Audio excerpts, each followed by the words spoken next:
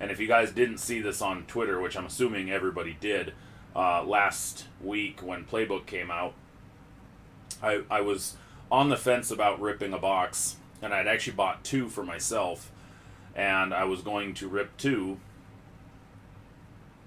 and I decided not to after I ripped the first box. A lot of people have said how it's not worth it, $400, that's basically $100 per card and whatnot. And it was kind of a point where I was like, you know what? Sometimes I like to take that gamble. And it's not often, but at least that way I get a preview of the cards. I can see what they look like.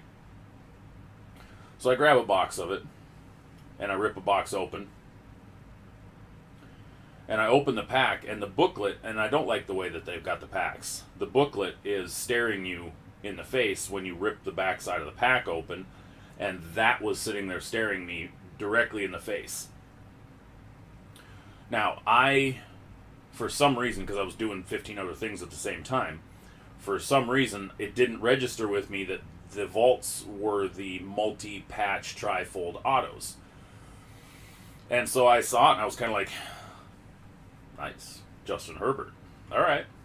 So I took everything out, set this booklet down, and I moved a few things out of the way, and I grabbed the rest of the cards and go through them. Nothing fantastic. And I pick up the Herbert booklet, and I flip it over, and I see 405. If I can get that to focus there.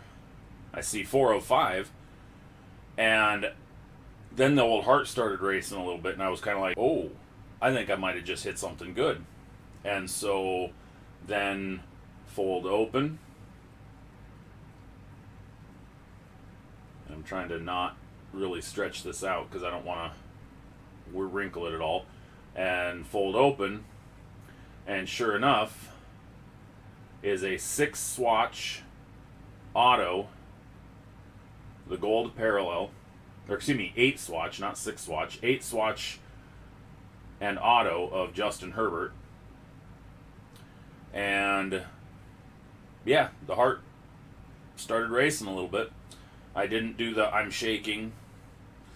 I've pulled some big stuff in my life, and this is probably I would say this is probably the biggest single raw card as far as value goes, unless this all of a sudden takes a dive and is worth $1,000. But this does surpass stuff like the Zion Kaboom I pulled, and the Russell Wilson Gold Kaboom, stuff like that. So this raw is probably the most valuable card I've ever pulled for myself. And it's really cool. I've got it up for sale, and a couple of them sold. Another one sold, not the same one, but the 6-swatch single fold, numbered at a 25, I think it was, or 49, I think, sold for like $1,600. So I think $5,500 sounds, pretty on par for what it should go for. So, but that's going to be at the card show with me this weekend as well. And I still have this.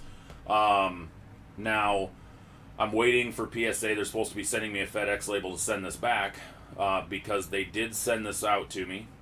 And if you look at the label, they made an error on the label, and I already confirmed that it was all sent in with the correct info, but they accidentally labeled it 2019. They're going to fix it for free. I've talked to a guy at customer service, and he's going to walk it through. But this is probably the coolest Gem 10 I've ever got. I would probably say this even is cooler than the Kaboom Zion that I pulled. But just for you guys to see it, some of the Seahawk fans especially really like this card. Gold, numbered out of 10. If I don't have the FedEx label to send this back by this weekend, this will go to the show with me, and I'll sell it if somebody wants to buy it. I'm not going to sell it like it's a bastardized child that's not worth what it's worth. I mean, it's a 2020. It's just mislabeled on the PSA label, and they can very easily send it back to PSA and have it back in 20 days like I can. So if somebody wants to buy this weekend, but it will be in the display case for people to take a look at. I'm pretty excited about showing this off in the Seattle area because a lot of people knew when I pulled this because of social media, obviously. And so there's a lot of people who've been waiting for this to get slabbed, and they want to see what it looks like slabbed. And it looks impressive. It looked impressive when it was raw in hand, but the way it looks when it's slabbed and it's wiped down and it just pops, and camera doesn't do it justice. So, but again, we are going to break at the end of the show. 2020 Prism Draft Basketball, Fast Break Edition. So these are where you're going to get your disco parallels, and I'm going to give away a card or two out of this. We'll see. You get 2 autographs per box. Obviously, we're LaMelo Ball hunting. Might as well get right into it. So, we don't have a lot of product over the next couple weeks coming out. The end of the year really slammed both Topps and Panini as far as releases go. Really, Panini was really pushing a lot of product at the end of last year. Therefore, January's been slow. We've really only had a couple of products release in January as far as football and basketball goes. And actually, I don't think we've had any basketball release in January other than I think Eminence came out in January. And Eminence was a $10,000+ a box product. No thank you. So today we had released Topps Baseball Archive Signature Series Active Edition, which came out today, and that's a 1 card per box type of product. It's a buyback. Each card is slabbed, autographed, hand numbered. Actually, some of them are stamped as well. But it's a buyback, and they retail for about $70. So if you're looking for a potential big chase card, it's not bad for a buy. I mean, again, $70.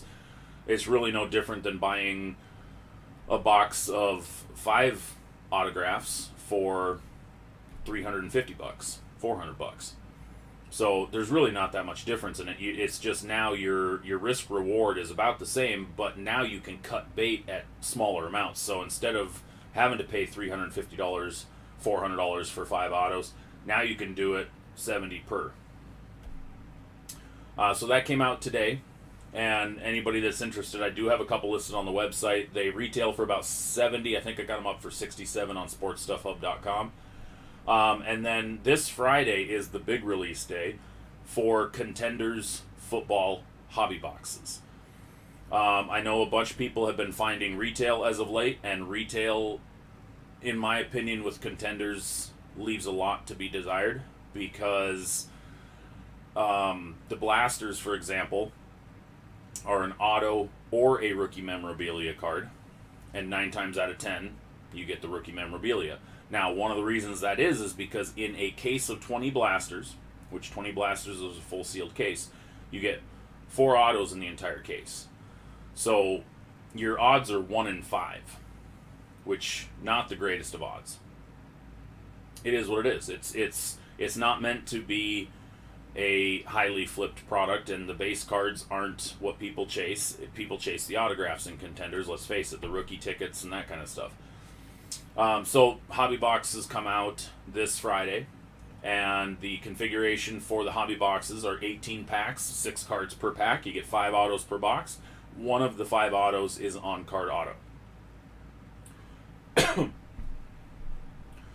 Now, as I was talking about the price-wise on the secondary market with the retail, the hobby boxes have exploded, and because you're getting those 5 autos, and they've reached $750 per hobby box, which is crazy when you think about it. But you're getting 5 autos. The Fanatics mega boxes went on sale. Fanatics listed them on their eBay page apparently this morning. I found out this afternoon. They sold 52 or 5,400 boxes at $70 a piece for the Fanatics exclusive mega boxes of Contenders. They're already reselling for double and triple that. And the reason being is because those are 2 autographs per mega box. The blasters, again, the Fanatics exclusive blasters that went live on Friday on Fanatics website, they're no guarantees of autos. Again, same configuration of 4 autos out of a 20 box case.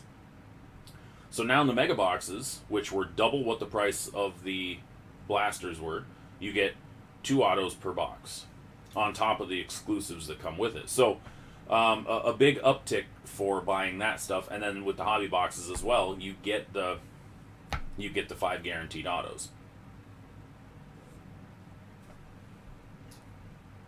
After Contenders comes out, we kind of get lulled to sleep for the rest of the month.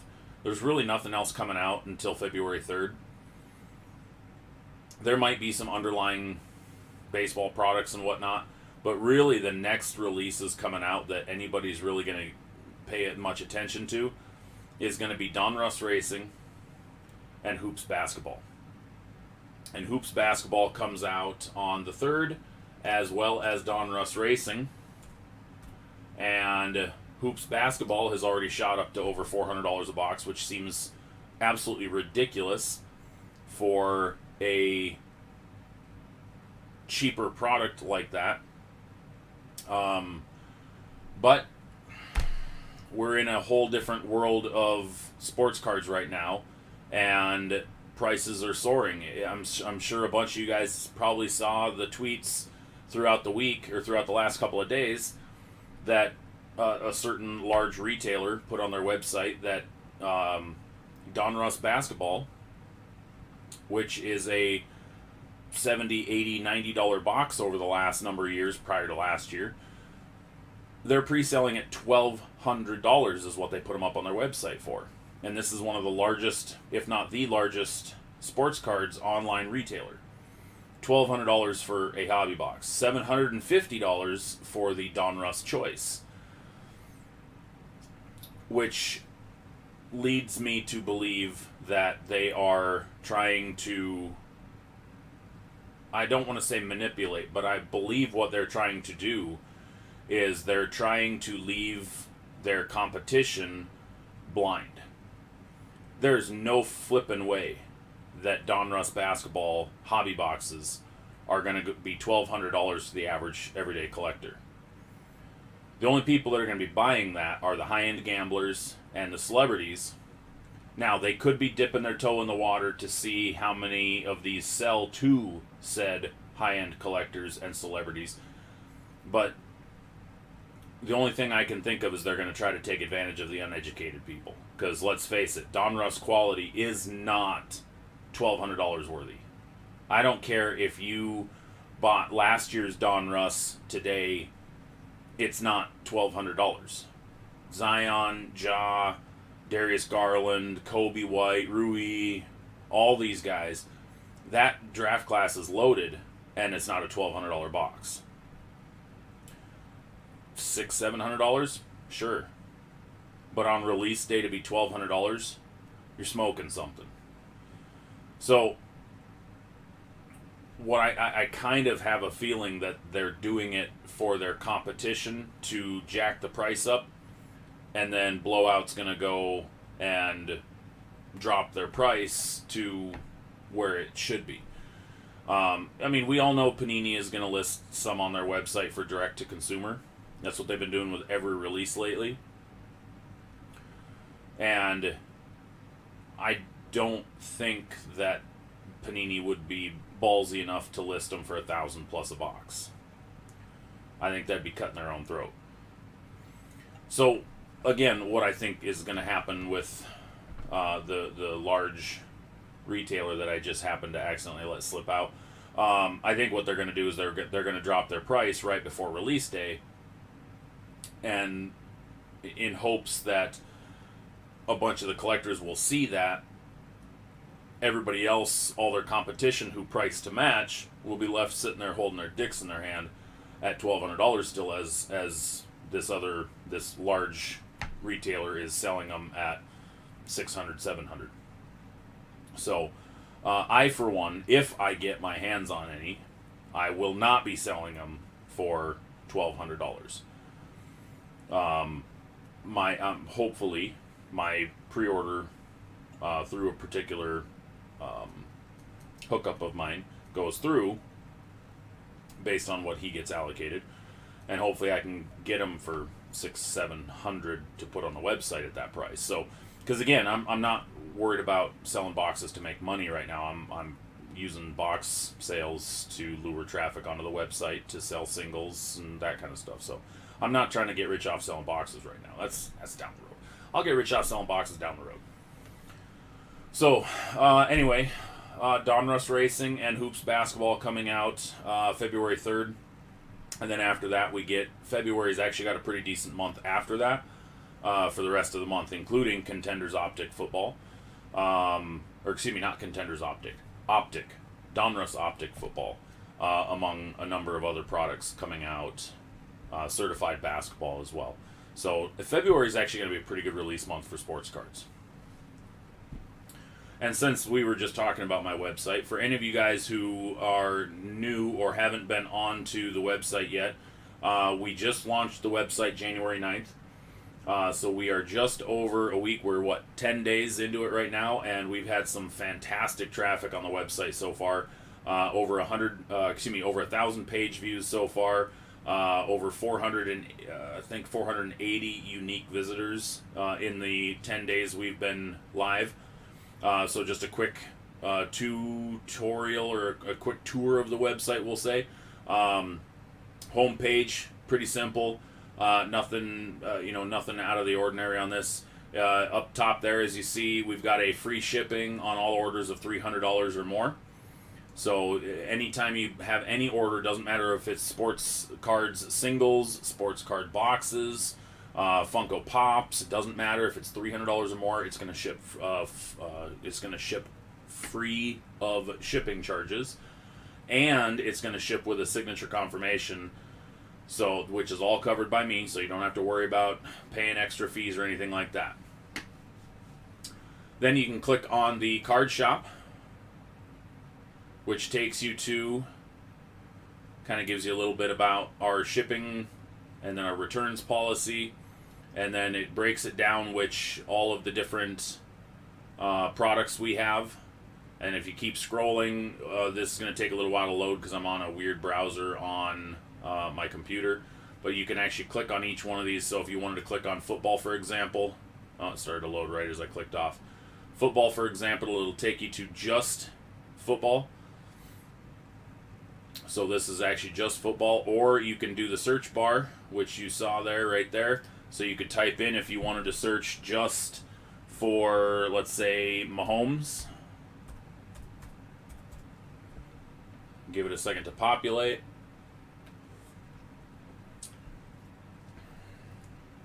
You could either hit enter if you want to, it'll take you to a new screen, or if you just give it a few seconds, it'll actually give you a list of all the different Patrick Mahomes cards, or all the different cards that say Mahomes within the search criteria. And of course, again, like I said, because I'm on a weird browser on my streaming software, my encoding software, it's not wanting to populate. So we'll just hit enter. There. So there's the Mahomes that are currently listed. But like I said, you can go to Card Shop, and Card Shop gives you, when you're just at the basic Card Shop, it gives you the headers for each one, and then all the inventory is on here regardless of sport, regardless of boxes. And then if you click over on the Funko Shop tab, same type of thing, gives you the quick little shipping info, and then I'll be adding the returns is in here as well. And again, here's all the different types of pops, all the different categories they fall under, and if you just scroll, it takes you to everything, so you can just scroll through the entire inventory. Pretty simple. You go to articles. This I'll be adding articles on a fairly regular basis, whether it's every other day or every couple of days. But I've got a couple on there already. 10 tips from a former sports card breaker. That would be me.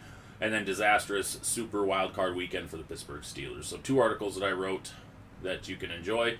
Down the road, I will be adding the podcast information once the podcast starts, hopefully in February.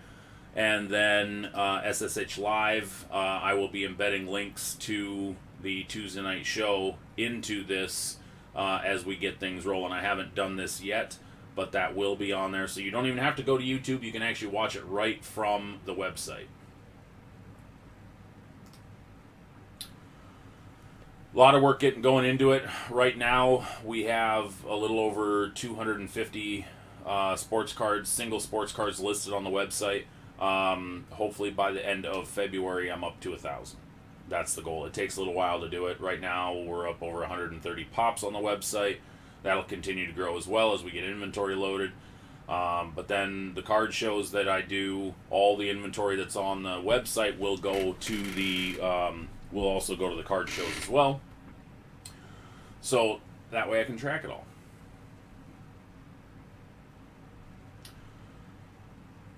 All right, I'll mention this again now that we got a few more viewers in here tonight. We are going to rip open a box of 2020-21 Prism Draft Basketball Fast Break Edition. This is where you get your disco parallels. And we'll probably give a couple of cards away out of that box to end the show. All right, so our next topics: the state of the Houston Texans franchise and how much of a train wreck this is right now. We all saw how last year Bill O'Brien basically gave away DeAndre Hopkins for peanuts. He mortgaged the future on a offensive lineman. They have no first-round draft picks this year.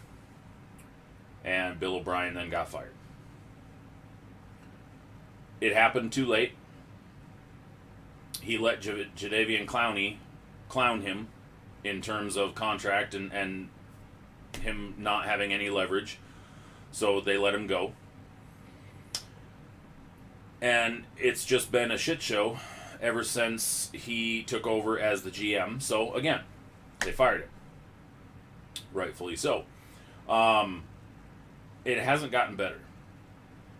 Deshaun Watson's unhappy. You guys have seen the J.J. Watt video. He's unhappy. He doesn't like losing. He doesn't like a culture of losing. And it sounds to me, the video that he was, the post-game interview, was speaking directly at some of his teammates who appeared to have given up.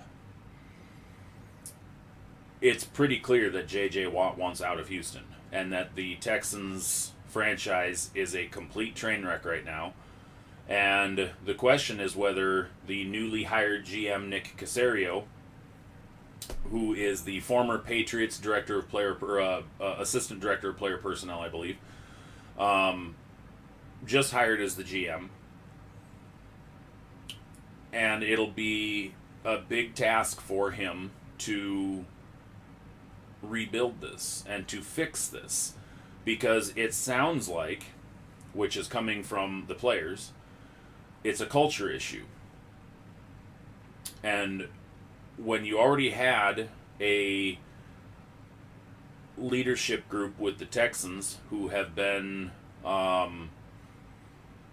questionable in their morals and questionable in their decision making and questionable in their comments that they've made to the media, and as far as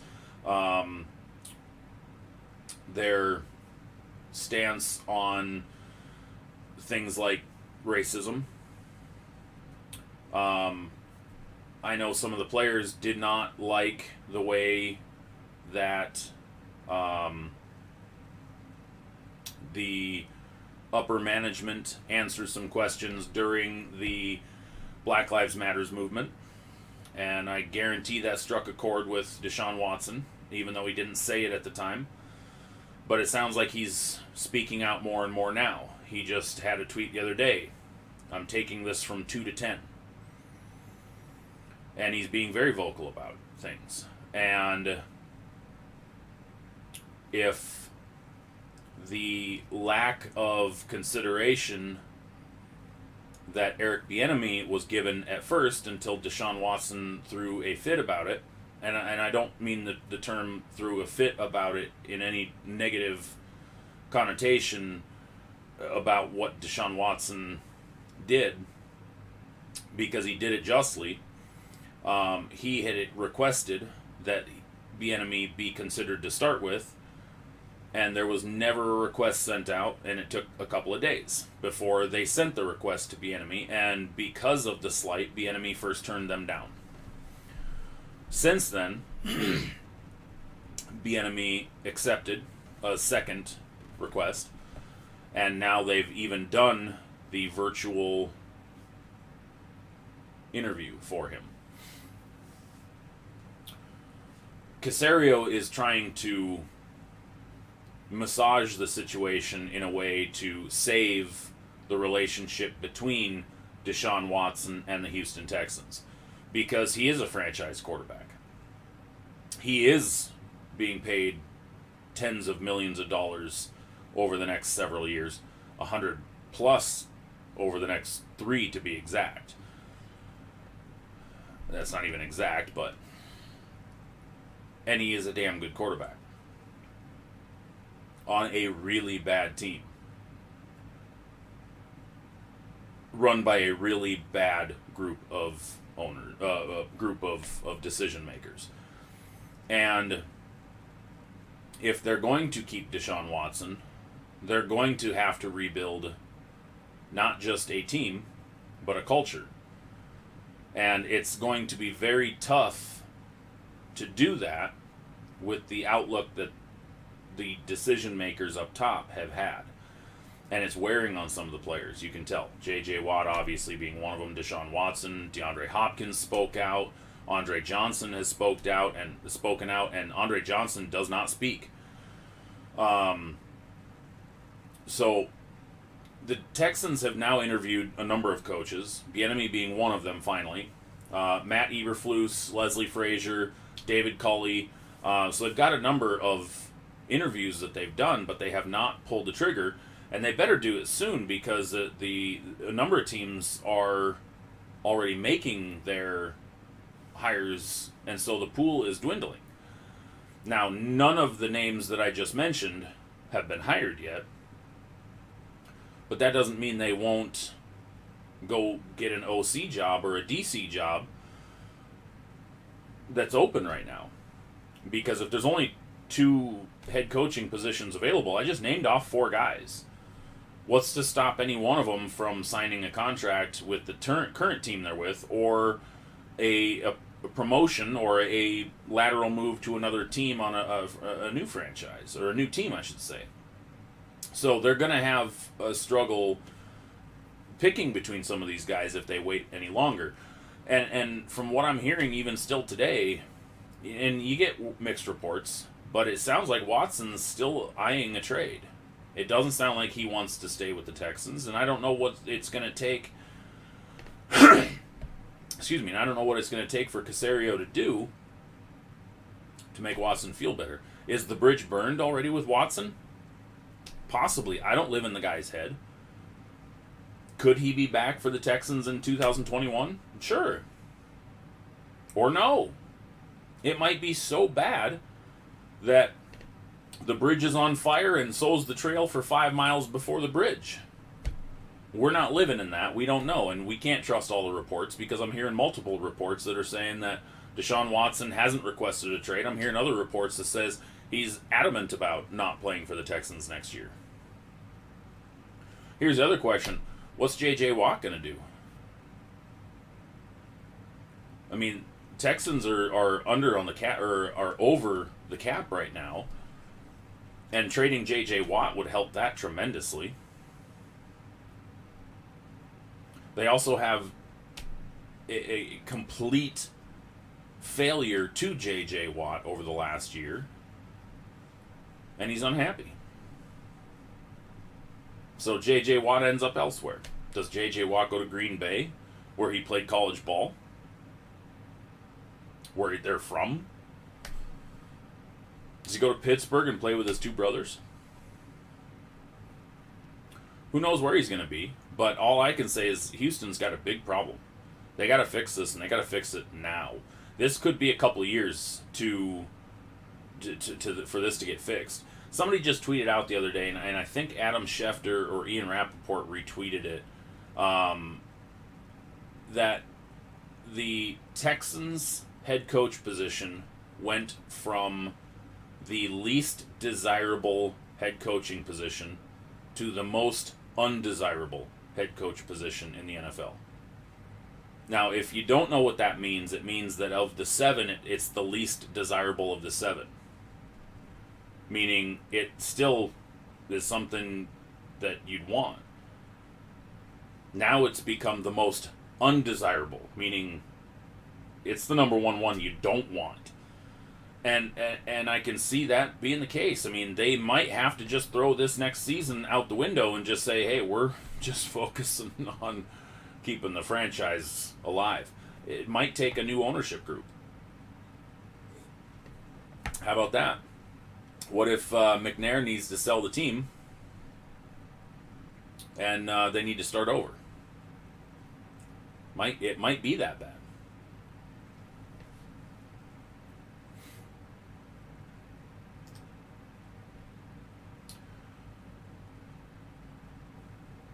All right, moving on to head coaches that we've got hired so far.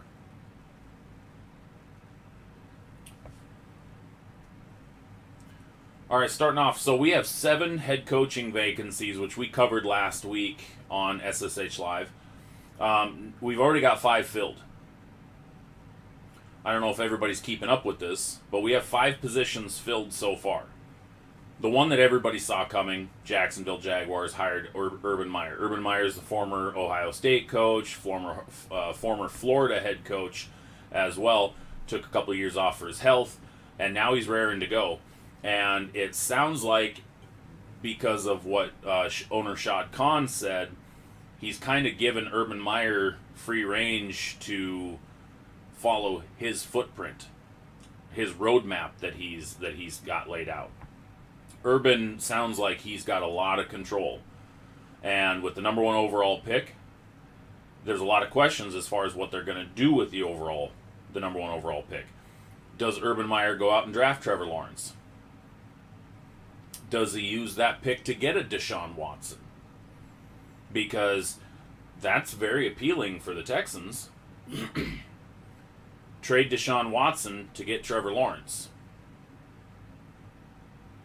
Is it worth it for the Jaguars to give up the number 1 overall? Is it worth it for the Texans to give up Watson for the number 1 overall? But there's a lot of options for him. And Urban Meyer's got a lot on his plate coming up, and he's got a lot of decisions to make. And this team is going to look a lot different over the next 6 months. We have 5 months till training camp start. We have 4 months till the draft. 3 months technically, because we're almost end of January. So, yeah, 4 months. So in 6 months, this team, the Jacksonville Jaguars, are not going to be the Jaguars that we all laughed about this last season with Minshew Mania and how bad their defense was playing, and the James Robinson stud undrafted free agent that came and rushed for 1,000 yards. Is James Robinson even going to be on the team? Is Gardner Minshew even going to be on the team? Are they going to trade Gardner Minshew, even though we're at complete quarterback saturation in the NFL right now? There's 5 potential first-round draft pick quarterbacks coming into this draft. Now, I know what I know what nobody is saying. It's what I've been saying for the last 6 months. We had how many quarterbacks that were going to be going into the draft this past season that fell to the 2nd, 3rd, 4th, 5th, and 6th rounds? Perfect example is Jacob Eason. Another perfect example is Jordan Love. Sorry, not Jordan Love. Jalen Hurts. Sorry, wrong one. Guys who were anticipated to go in the first round or late or early second that fell to multiple rounds later. There was a lot of quarterbacks. Jake Fromm was discussed as being a first rounder. There was, what, 7 quarterbacks that they were talking about being potential late first rounders, and they went way later. So now we're looking at 5 quarterbacks they're talking about, and now potentially even 6 with Mac from Alabama. And so now are we looking at 6 first-round quarterbacks? I call bullshit. We ain't going to see no 5 quarterbacks go in this draft in the first round. It's not going to happen. Do you know what's going to happen? You're going to see the number 3 and the number 4 end up in the second round. Because there's not even, with the free agent quarterbacks that are going to get tossed around or traded, that's going to fill the gaps. Places like San Francisco and Detroit and Atlanta, that have questionable quarterbacks are either going to make a trade for another quarterback, trading away their guys to get a different quarterback. And if somebody trades for a Matthew Stafford, for a Matt Ryan, for a Jimmy Garoppolo, for Derek Carr, for Marcus Mariota, for whoever, Deshaun Watson, for Tua, for whoever it could be that's going to be on the trade block, they're not going to throw out a first rounder for a quarterback if they do that. Why? When they just paid $20 million and gave up probably a second round pick for a quarterback. Atlanta, if Atlanta picks up a veteran quarterback, a big name quarterback, a Matt Stafford, they're not drafting a quarterback in the first round. That Matt Stafford's not going anywhere that he's going to potentially have to play second fiddle, because he's a starting quarterback. Matt Ryan is a starting quarterback. Jared Goff is a starting quarterback. Now, they may not be the best quarterbacks, but they are starting caliber quarterbacks. There's not 5 quarterbacks that are going to go in this draft. Trevor Lawrence, yeah. Justin Fields, yeah, most likely. I would love to say Trey Lance is going to go in the first. He could fall because they didn't play this fall. North Dakota State didn't play. So all the hype off Trey Lance died away. Which could be the best situation for him, because imagine he falls to a contender and then, a really good team that maybe is on the backside of a quarterback's longevity, and maybe he falls to Tampa Bay in the second round even. Maybe he falls to Pittsburgh, late first, mid-second. But he's not going to go first round, not later in the first round. I don't see that happening. I don't see 5 quarterbacks in the first round. It's not going to happen. Anyway, back to the topic at hand. Sorry, I kind of got off on a rant there. So Urban Meyer, Jacksonville. The next one that got hired was Robert Saleh, from the defensive coordinator for the 49ers, signed a contract with the New York Jets. So he's now their head coach, and he's bringing with him the former offensive coordinator for the 49ers as well, brother to Matt LaFleur, the head coach for the Green Bay Packers playing this coming weekend, Mike LaFleur. So the Jets are getting on an overhaul with a 49ers staff, which could help with Sam Darnold. Now here's the next question. Is Salah going to draft a quarterback, or is he going to try to run with Darnold? I think it would be a good idea, especially bringing Mike LaFleur over, to give Darnold a year.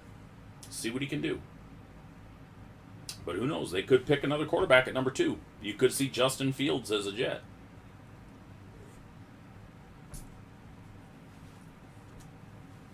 Number 3, we got the Atlanta Falcons just signed a deal with Arthur Smith, former offensive coordinator for the Titans. And this could be a good one, because Arthur Smith is a run the rock, and your quarterback doesn't have to win you games. And if the Falcons decide to stay with Matt Ryan, this could help Ryan's career. If the Falcons draft a running back in the first round, which there's a big name running back on the board early on in the draft, I guarantee. If they draft a running back early, a game-changing, dynamic running back, Matt Ryan is going to be just fine. If he's not asked to throw the ball 35 times a game, and they move into a more of a run-first offense, and they're about a 60-40 run-to-pass ratio, that could be the best thing for Matt Ryan's career. Matt Ryan could be a Super Bowl winning quarterback at that point. Now, the question is going to become, where does their defense go? And their defense wasn't horrible this year. Their defense, unfortunately, let up on a number of games because they dropped into prevent defense too many times and allowed 23-point leads to get chewed away, and then they lose the game. And we all know how bad a prevent defense is. Why can't defensive coordinators figure that out? Us guys on the couch can see it. You'd think the guy in the press box could see it. So anyway, Arthur Smith, former OC for the Tennessee Titans, makes his way over to the Atlanta Falcons. Los Angeles Chargers got their man, Brandon Staley, former defensive coordinator for the Rams. Now, I know what a lot of people are thinking, and I thought the same thing. You just drafted Justin Herbert last year. You just had your team absolutely collapse, and Justin Herbert set rookie records, and they couldn't win games. Why wouldn't you get yourself an offensive-minded head coach? Well, the reason why is because had the Chargers played defense this year, and had they had a defensive-minded head coach this year, and not a boneheaded offensive play caller, the defense would have held teams in some of those close games, and the Chargers would have been 8-8 this last year. The Chargers, early in the season, could have very well beaten the Chiefs because they only lost by, 3 or was it 5 points early on in the season? So you put a defensive-minded head coach in there, you boost up the defense a little bit, you get a good offensive coordinator and a good quarterbacks coach to work with Justin Herbert, maybe draft a really good wide receiver in the first round, the kid out of LSU, maybe the Heisman Trophy winner out of Alabama, dynamic playmaking wide receiver to pair with Keenan Allen, because Mike Williams hasn't come to fruition yet. He had the one good season of 10 touchdowns, but ever since, other than that, he really hasn't been a legit game-changing receiver like they thought he was going to be. So now you have a defensive-minded head coach, get a good offensive coordinator that runs that actually can run the offense and calls the plays, not Brandon Staley. Obviously, Brandon Staley's not going to be calling the plays. He's a defensive coach. And Justin Herbert can go and throw for 40 touchdowns and 4,500 yards, and the Chargers can finish with a +8 win season. Because if they'd have played a little bit better defense this year, they would have had an 8-win season. If they had had an 8-win season and Justin Herbert did what he did, we'd be talking about the second coming right now. Because Justin Herbert played that well. He did. Yes, he had some errors. He had rookie errors. He's a rookie. But he played damn good football. And the last team that has signed their head coach, the Detroit Lions are making it official, bringing on New Orleans assistant head coach and tight ends coach, Dan Campbell. And you guys may remember Dan Campbell from the Dolphins a number of years ago as he took over as interim head coach and had the team doing up-downs during practice in the middle of the season. Dan Campbell is a very defined chin, and some people are calling him the second coming of Bill Cowher, or Bill Cowher reincarnate. But the guy's jacked. He's a big dude. He's buff. So I'm interested, but he's an intense dude. This is going to be fun. I think it is. This is going to be entertaining, at least entertaining. And he is also bringing on a former coordinator from New Orleans as well. The secondary coach, Aaron Glenn, is going to be his defensive coordinator in Detroit. So Jacksonville, New York Jets, Atlanta, the LA Chargers, and Detroit have all signed their new head coaches. Some of them even brought on their coordinators as well. And the two still looking, the Houston Texans, as I mentioned a little bit ago, who have interviewed a lot of people. Same with the Philadelphia Eagles. And the Eagles is going to be the... And if you remember last week's show, these are the two teams that have the worst cap positions going into next year. Atlanta's is me, but Houston and Philly, those are the two ugliest. Those are the two ugliest positions to be looking at right now between cap space and draft picks and roster management. No bueno. No bueno. So, not much I can say right now. They're still interviewing people, and who's going to be the sucker that takes on the job at this point has to try to figure out the Carson Wentz, Jalen Hurts fiasco. Who's going to take on the Houston job and try to figure out the Deshaun Watson, or try to play bridge between Deshaun Watson and upper management. So we'll see where that goes.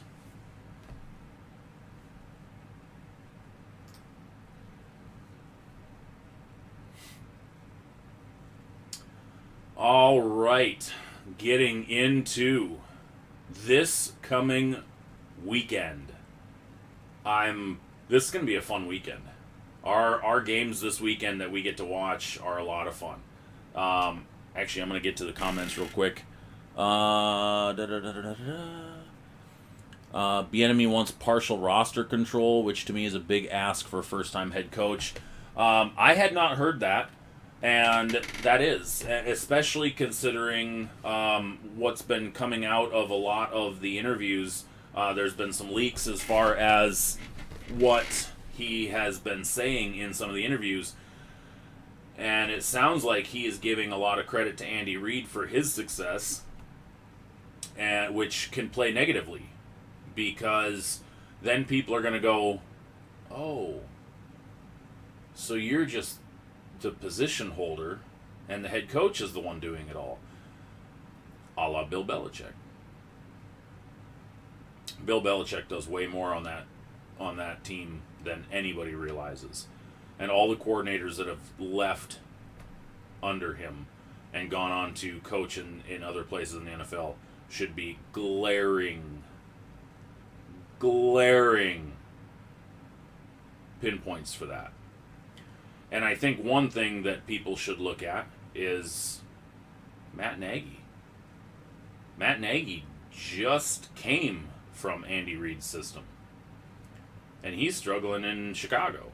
So the question then begs, is it Andy Reid, or was Matt Nagy just not that good of a coordinator? He's shown some flashes, but it's just not working.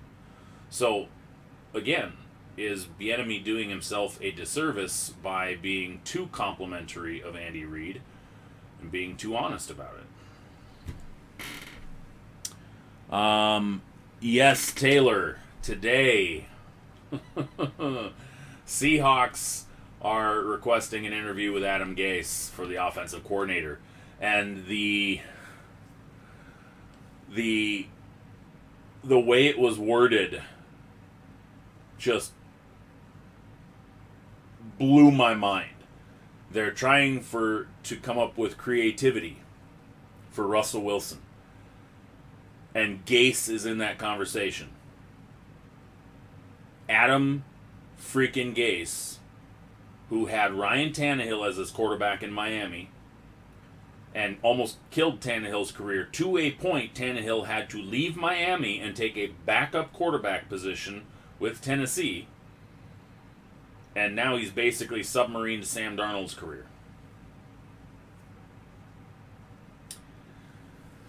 Yeah. Better hope he doesn't end up in Seattle.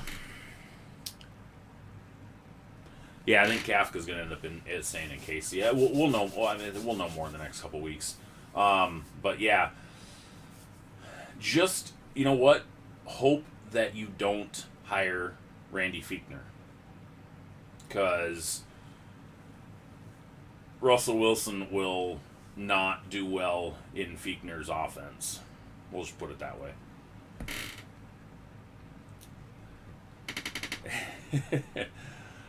Okay, so jumping over to our looking forward to this weekend.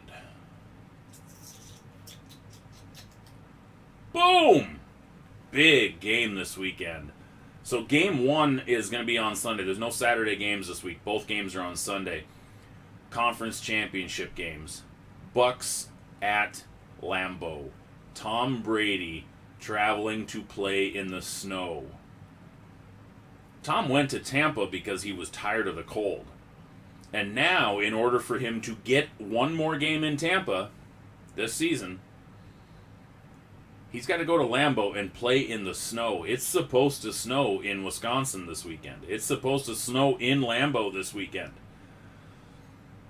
You got two defenses that are playing really well as of late. High level for both. You got Aaron Rodgers, who is, in my opinion, leading the league for the MVP race. And it should already be decided, I'm assuming. As far as I know, they stop those votes during the regular season, so it's not like they take the playoffs into account. But can Aaron Rodgers continue his MVP campaign and take Green Bay to the promised land? Or will TB12 get a second win this season against Green Bay? Because remember, Green Bay and Tampa played earlier this year, and Tampa Bay won.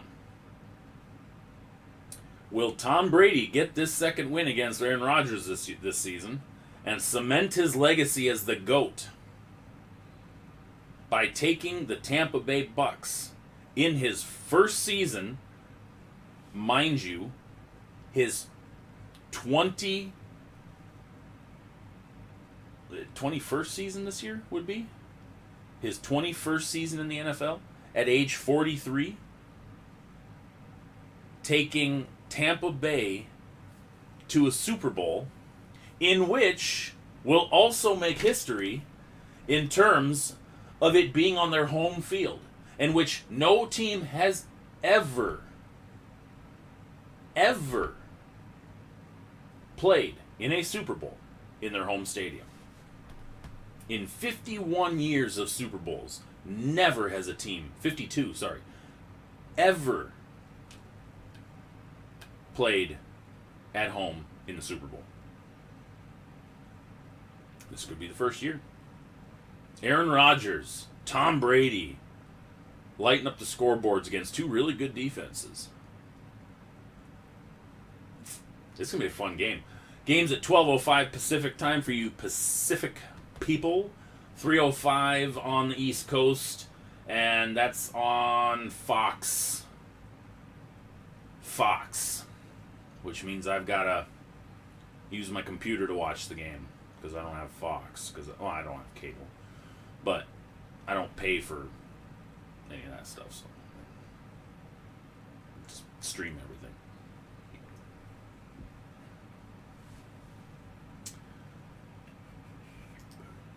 And the game we've all been waiting for. Well, the game before was the game we've all been waiting for too, but the other game we've all been waiting for. Buffalo travels to Arrowhead. Buffalo Bills at Kansas City Chiefs. Now, questions remain with Patrick Mahomes. He has not been cleared to resume practice yet. Now, there's a lot of rumors swirling regarding him and his leaving the game this last Sunday due to a concussion, or was it a pinched nerve? As of right now, from the last couple reports I read, he's in the concussion protocol. But then a few other people have tweeted out, especially local people in Kansas City tweeted out, that it wasn't a concussion, that it was a pinched nerve in his neck, which was what caused him to essentially black out and lose feeling. And I've had shit like that happen. It's possible. So, what's the status. What's worse? That's the real question. What is worse, and what is required to get back on the field if it was a pinched nerve?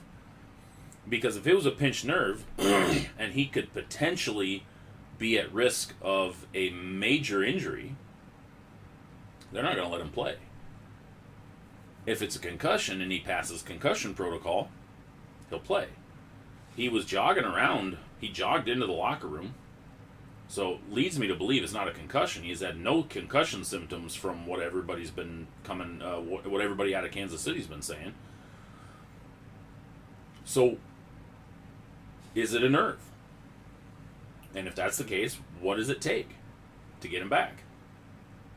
Either way, his status for the weekend leaves it up in the air completely as for which way this game will go. Because most analysts, and I think most everybody, is skeptical that Chad Henne can lead the Chiefs to a win over the Bills. One of the big messages that was used over the weekend when they beat the Ravens was Henne given Sunday. Or, excuse me, not the Ravens, the Bills. The Browns. Oh, Jesus. Henne given Sunday. Not at a full game. I mean, Henne didn't have to play the full game. Sorry. Nope. Don't like. So Josh Allen's been playing lights out. He's been an MVP candidate as well. If it wasn't for an early on stretch in the season, he probably would be an MVP. He probably would be the MVP. Stephon Diggs has been an absolute beast this year. Their defense is playing better. So, what's to stop Buffalo from just rolling Kansas City if Chad Henne's playing? What's to stop them from rolling Kansas City if Patrick Mahomes is playing? You know, Kansas City's defense has been playing really well. Tyrann Mathieu's been a stud. Frank Clark. A bunch of those guys have been playing really damn good ball. The question is can each offense actually put up points against the defense that's been playing well? Can each quarterback keep up with the other quarterback scoring points? Because I don't think there's a defender in the world that's been able to stop Stephon Diggs this year. And if Cole Beasley's playing, that makes it even harder to defend. Is Clyde Edwards-Helaire going to play for the Chiefs? It's a big matchup. Winner goes to the Super Bowl. Simple as that. Can't get any more clear than that. Winner goes on and plays the winner of the Tampa Bay-Green Bay game. That'll already be decided by that point. You're already going to know who the opponent is. Then the question becomes who matches up better against Green Bay or Tampa Bay. It's going to be a fun weekend. Game's on at 3:40 Pacific time, 6:40 for you East Coasterners. And this game's on ESPN. As there was no games on ESPN last weekend, this weekend we get an ESPN game. So tune in to ESPN, 3:40 Pacific time, 6:40 Eastern time. Bills at Chiefs.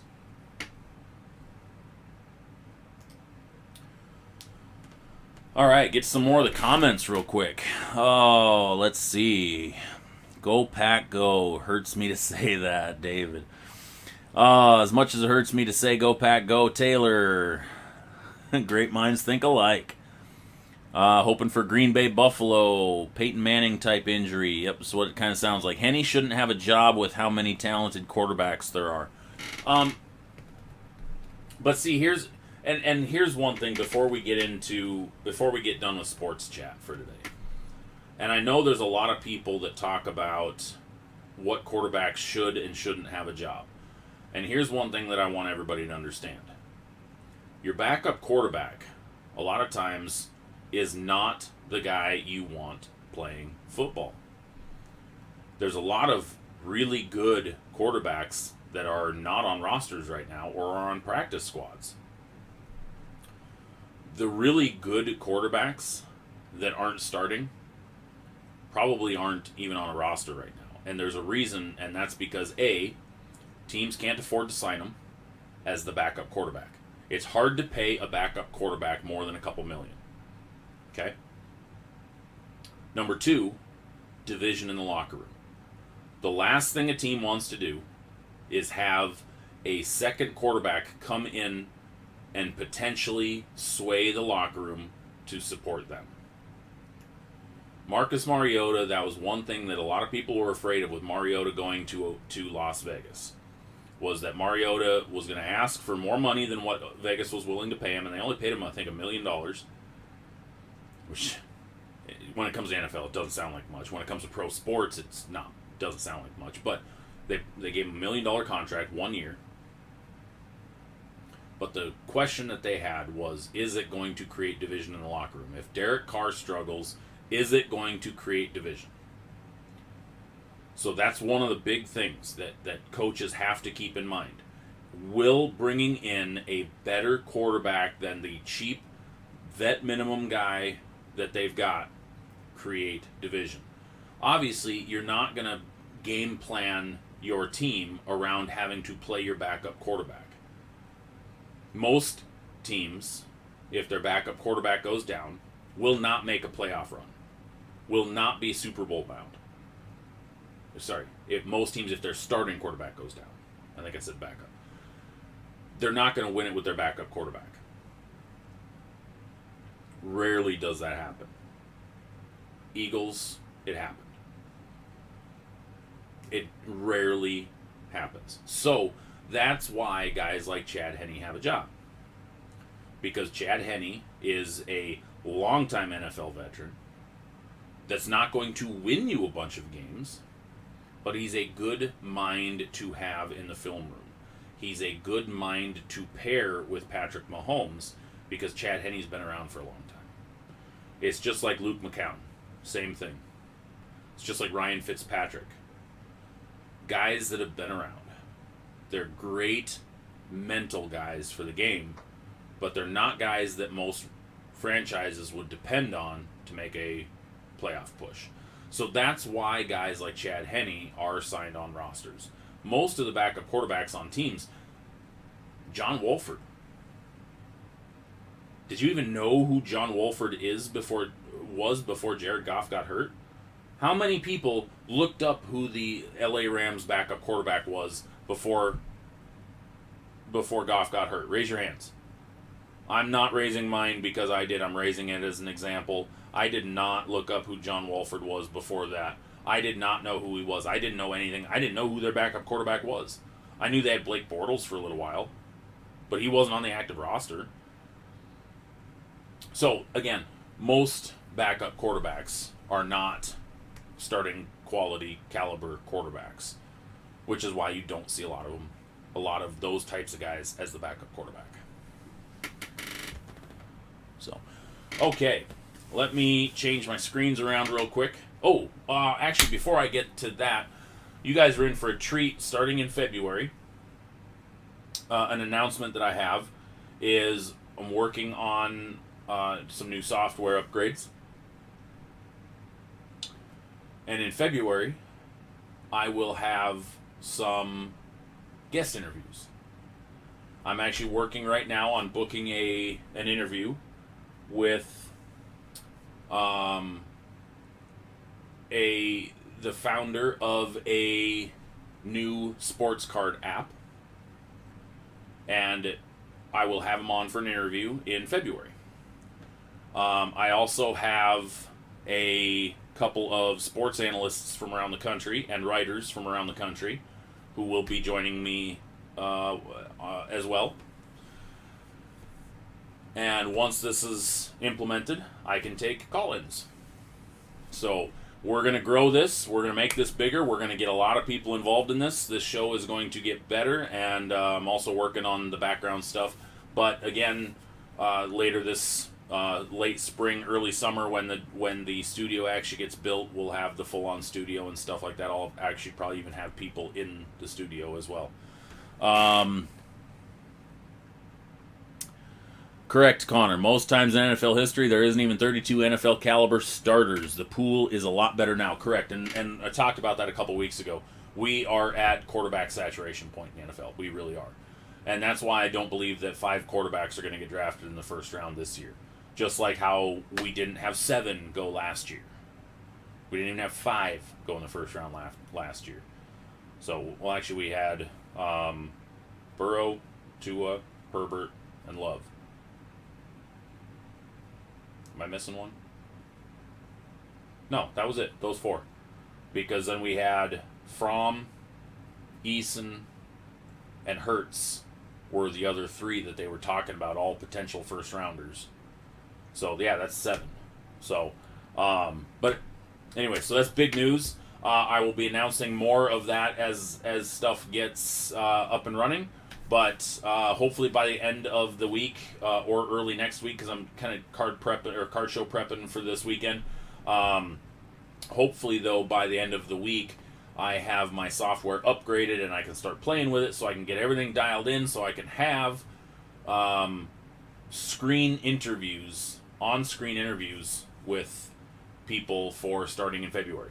So I will be announcing all those interviews coming up in February, and the guests that we're going to have on the show. So be paying attention and be watching for that. All right, I'm going to switch over screens real quick. I'm just going to switch over to the website quick. So that is big news.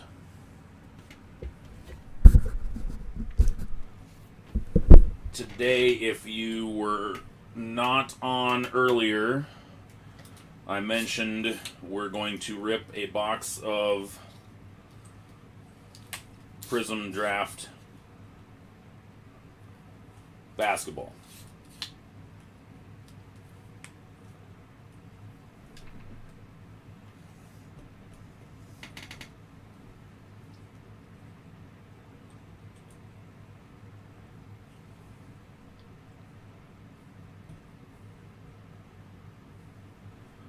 See, I don't even...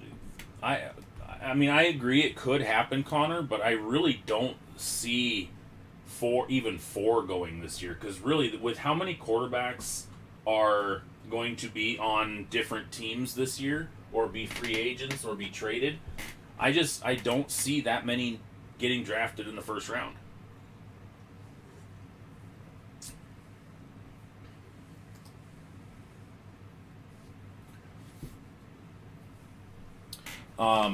And again, you guys know I'm a North Dakota State Bison, and I love my Bison, and I love Trey Lance, and I think the kid is going to have a fantastic NFL career.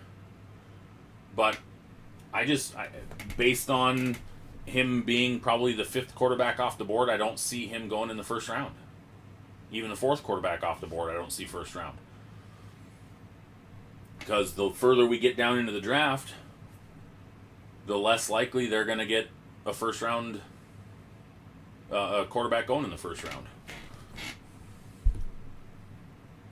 Okay, so tonight we are going to break 2020 Prism Draft Picks Basketball Fast Break Edition. I'm going to give a couple of cards away out of this. Yeah, Lance and Trask are going to be the ones that I think are going to get left off the board. And Mac Jones was talked about a lot too, and I don't think he's going to go first round.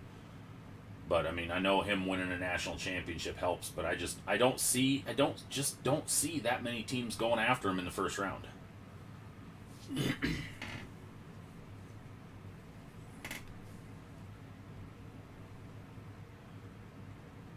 Okay, so 2020 Prism Draft Picks Basketball Fast Break Edition.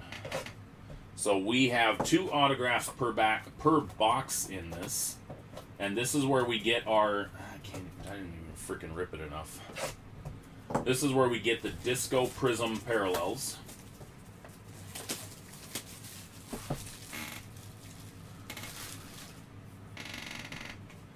This is a 5-pack, 5 cards per pack product. And like I said, 2 autos. And a lot of discos. Get my cord out of the way 1 second. Okay. Alright. So, here are the Crusades in that Disco Fast Break. And our first one is R.J. Hampton.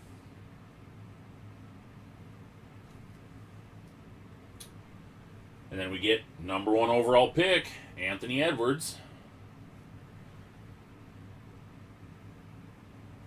And then Cole Anthony. And we get a silver Crusade of Jaden McDaniels, UW. And then we get a blue disco of Denny Advia. And that is numbered out of 175.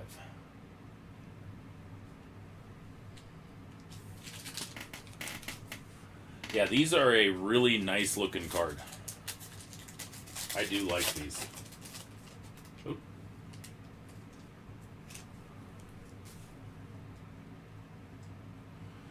All right, we get Tyrese Maxey, who's been coming on. And another Anthony Edwards, so we get both Anthony Edwards. Both versions, I should say. We get the Cole Anthony Crusade. We get a silver Patrick Williams. And we get a pink Precious Achua. And that is numbered out of 25. 4 of 25. The true rookie. Card number 8 of Precious. Nice pull right there. Numbered out of 25. That's a good pull.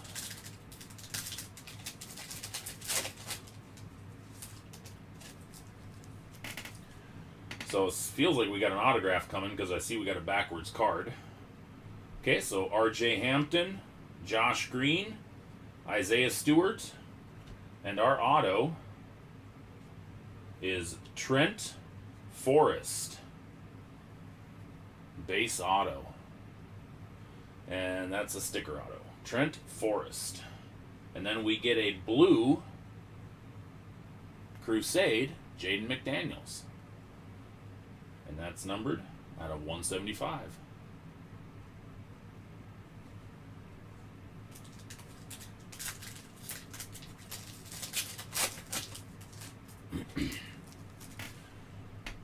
And Jalen Smith, base rookie. We get a Killian Hayes Crusade. We get a Trey Jones base rookie. We get a silver of Obi Toppin.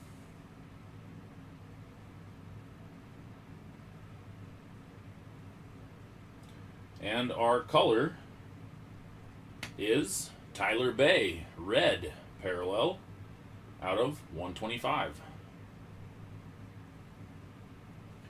Last pack, which will have our last auto.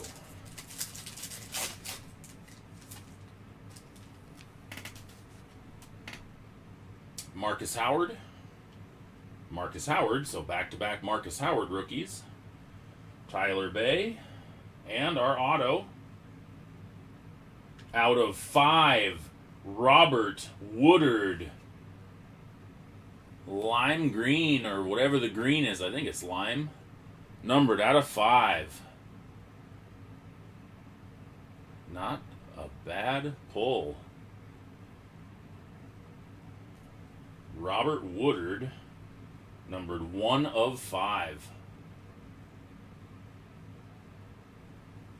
Nice. And then the last card in the box, Killian Hayes blue, numbered out of 175.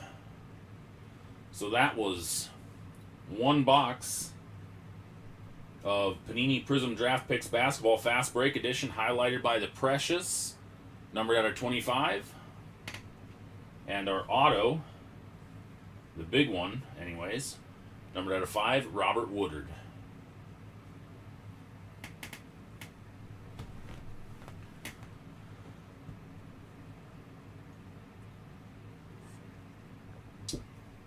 Okay. Let me sleeve these up real quick.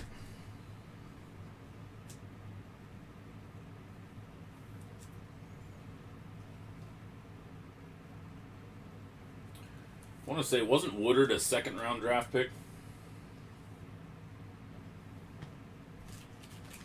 I don't believe he was a first.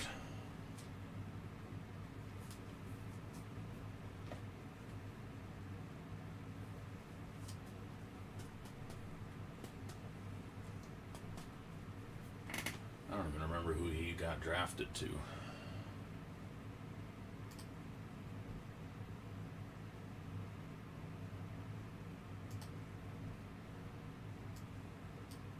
Oh, let's see. Let's look it up real quick. Robert Woodard. Drafted to the Kings in the second round, yes. Okay. That's what I thought it was. And the Precious. My Precious. Okay, so then the question is, what do we give away tonight?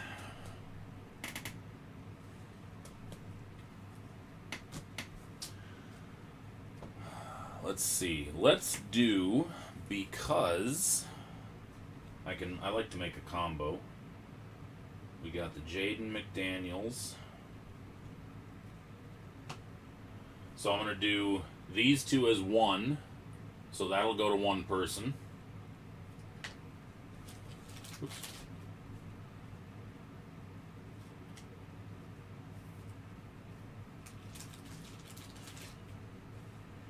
And then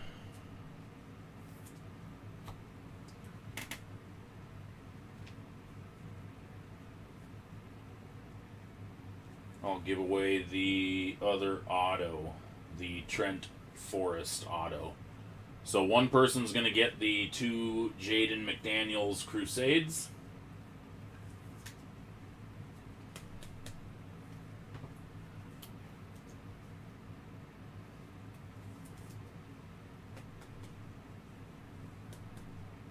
Okay, so one person's going to win the two Jaden McDaniel Crusades, and one person's going to win the Trent Forrest auto.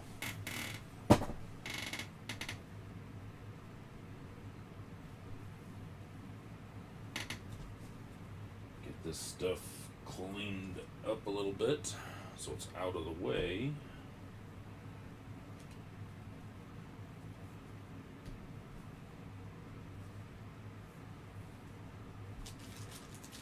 All right.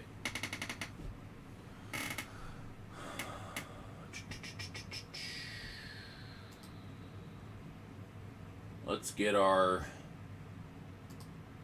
names in here, guys. Who's in here still? Who's still having fun with us today? Just say me.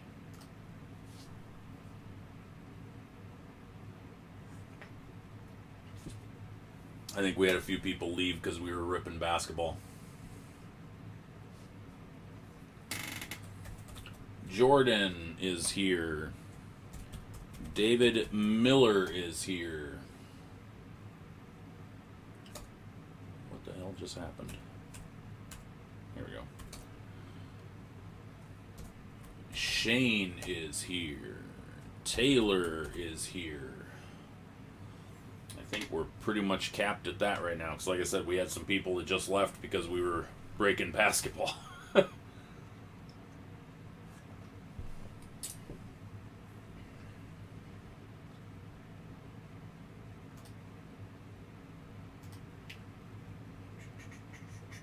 Give it another minute.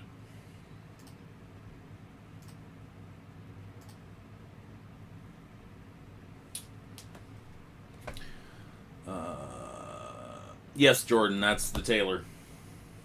Jordan, Taylor, Taylor, Jordan.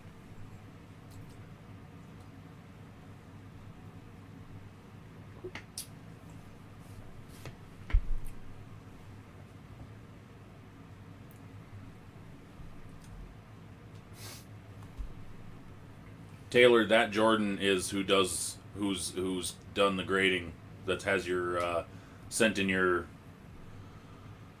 LeBron and Julio and Burrow.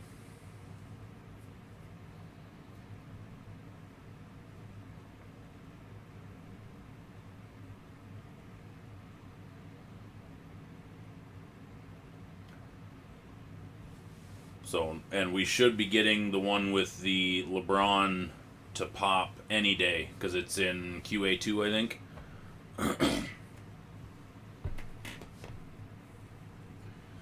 So, all right, well, doesn't look like anybody else is coming back into the chat, so we're just going to rip it right here, and we're going to roll the dice. 10. We're going to randomize the list 10 times, guys. Good luck, everybody. So the first person, as I said, is going to win the Trent Forrest rookie auto, and the second person is going to win the Jaden McDaniels. Oh, it did pop tonight. Nice. So the second person on the list is going to win the Jaden McDaniels Crusades.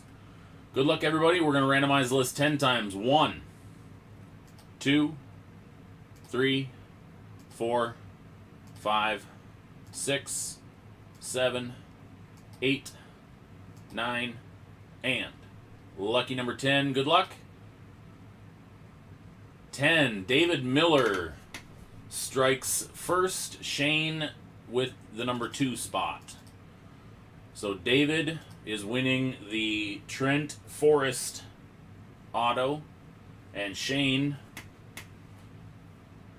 is winning the Jaden McDaniel duo.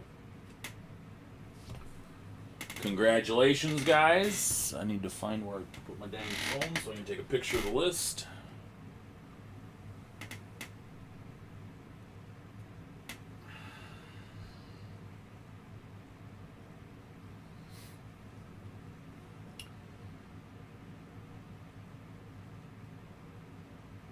Oh, yeah. Hey, Jordan, there's your text right there. Oh, yeah. Dang. Whoa, I got a Gem 10 on my Jordan and Dr. J. Hell yeah. Hey, Taylor, your LeBron gemmed.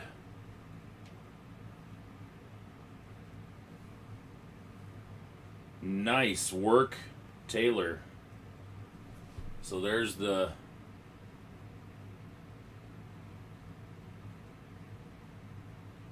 Here, I'll switch back over to full screen so I can actually see it. So there's the pop report, Taylor, with your LeBron MVP Gem 10.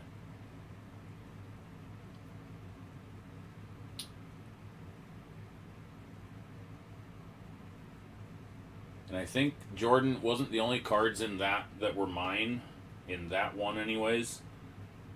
The only 2 that were mine were the Kevin Durant Optic Hollow and the Jordan Dr. J. I think were the only 2 in mine. And I'll take that on the Jordan Dr. J. Hell yeah. Gem 10. Gem 10, baby.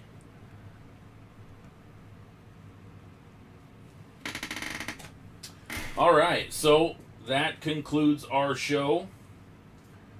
And like I said, we've got a couple of products. One coming out this week. And nothing else really till February. So next week we're going to talk about how the AFC Championship games went, because we're not going to have a Super Bowl for 2 more weeks following that. So next weekend we will not have football. So we're going to be talking about the ongoings of the drama in the NFL. Probably talk a little basketball next week. So we'll try to break some product next week. Maybe if I can get a box of contenders to break, I'll break that. But either way, guys, I hope you enjoyed the show, and enjoy your week. And if you're around the Seattle area or want to venture to this area this coming Saturday, Twin Oaks Cards and Collectibles show at the Auburn Outlet Mall. It is worth the trip. There's going to be minimum of 45 tables, jam-packed with cards, comic books, toys, collectibles, memorabilia, whatever you could want. It's going to be a lot of fun. From 10 to 4 to the general public, but a lot of people show up around 8 anyways. Anyway, I will be back next Tuesday night, same time, YouTube channel. Enjoy your week, everybody. And I'll talk to you all on social media. Have a good night. This is Ryan with Sports Stuff Hub, and this was episode 17. 18, sorry.